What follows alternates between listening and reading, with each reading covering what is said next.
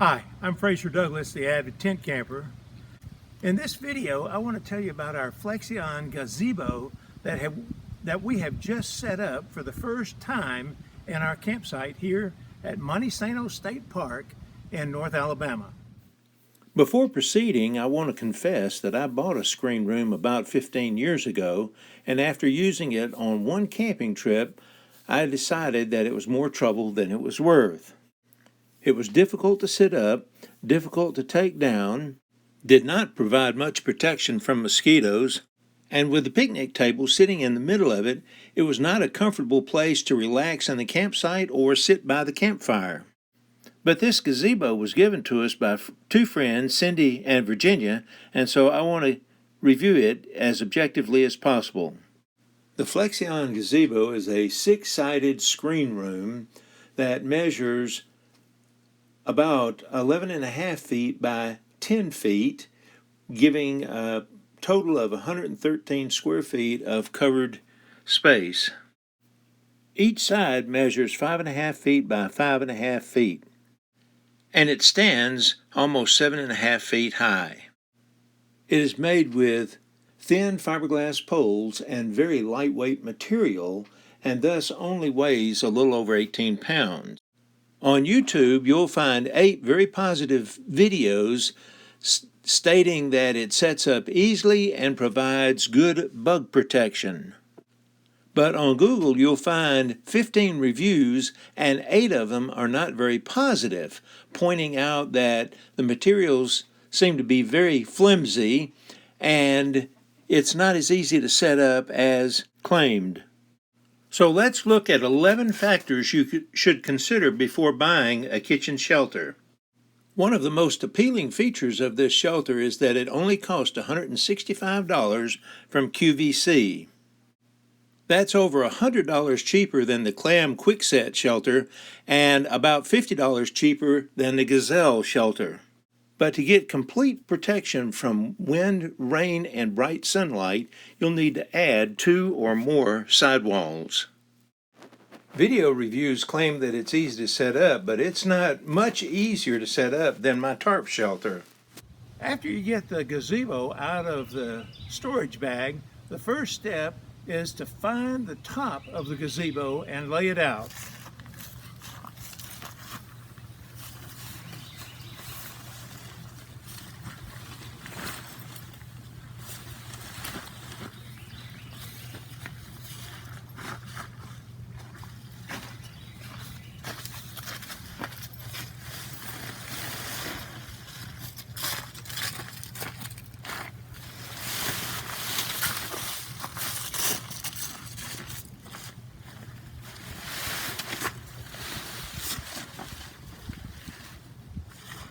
Okay, I've got the gazebo positioned about where I want it, and so the next step is to pop up the wall. Just grab that wall kind of at the top, reach down here,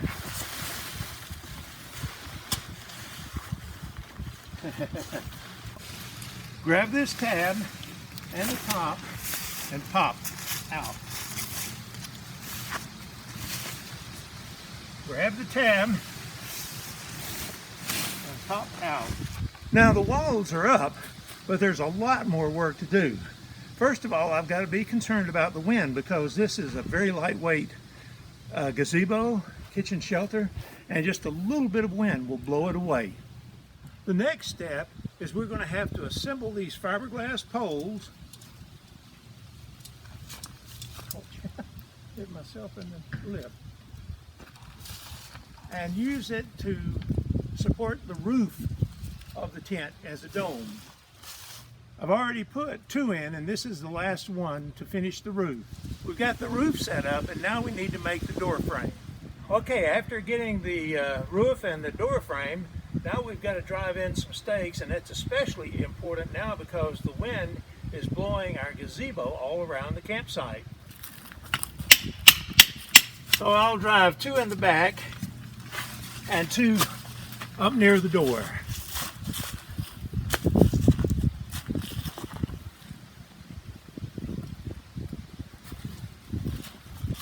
I need to zip the door before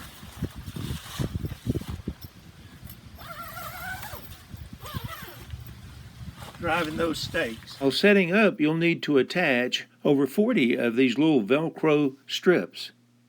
And finally, you'll need to deploy at least 3 guy lines to keep the wind from blowing it away.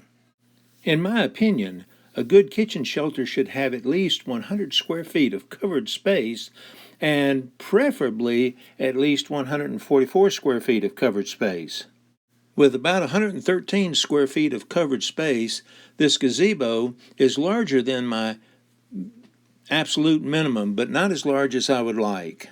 The polyester roof provides an extra level of protection against cancer-causing UV radiation, but to get more complete protection, you'll need to apply sunscreen and add those sidewalls. Similarly, you'll need to add at least 2 sidewalls to get complete protection from bright early morning sun and late afternoon sun. Like other screen rooms, this gazebo does not provide much relief from the hot summer heat because the polyester mesh holds in heat and blocks gentle breezes. So on hot summer days, you'll need to bring a fan to move the air inside the gazebo.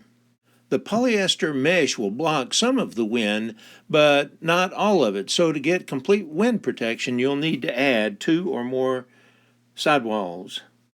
One complaint expressed by reviewers is that their Flexion Gazebo leaked in hard rain, but our friends sprayed their roof with a silicone protectant and say that it does not leak at all. Of course, you'll need to add sidewalls to get protection from blowing rain. You never hear people talk about protection from the cold as one of the features of a screen room, but in my opinion, it is the best feature of all. If you have 6 sidewalls, just cooking with a propane stove will provide considerable heat inside the shelter, and adding a little space heater would provide a very cozy respite from the cool fall and winter air. YouTube videos really focus on bug protection, but I think they need to be a little more specific. If you zip it up completely, you can definitely protect yourself from flies and bees when you're cooking and eating your meals, but you're never going to get much mosquito protection because you have to open and close the door so often. The most frequent reviewer complaint is that this gazebo is made with flimsy materials, suggesting that it will not last very long. But our friend Cindy had hers set up in her yard one summer and then began to pack it for several camping trips over the last 2 years, and she says it's just about as good as it was when it was new. So let me give you a little tour of how we've got it set up.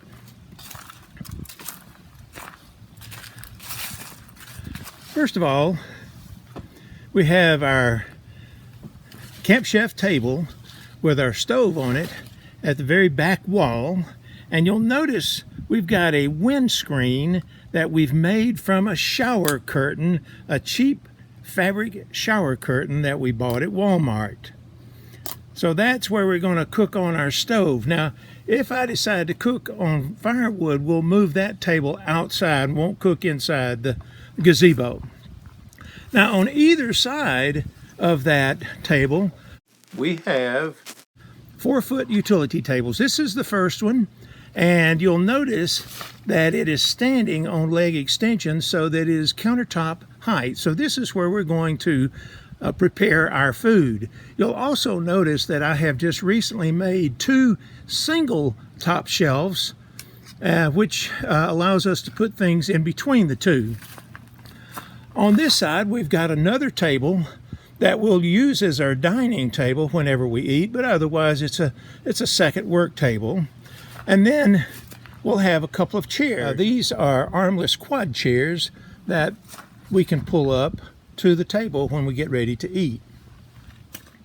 Well, Ava, what do you think about this gazebo? Well, I like it.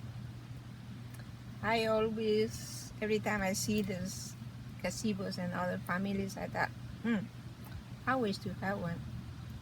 And I really feel happy because I can see everywhere around me and very neat. And now we don't have the air's hitting my body, so I feel protected from the walls. I feel so happy. I want to say thanks to Miss Cindy and Virginia.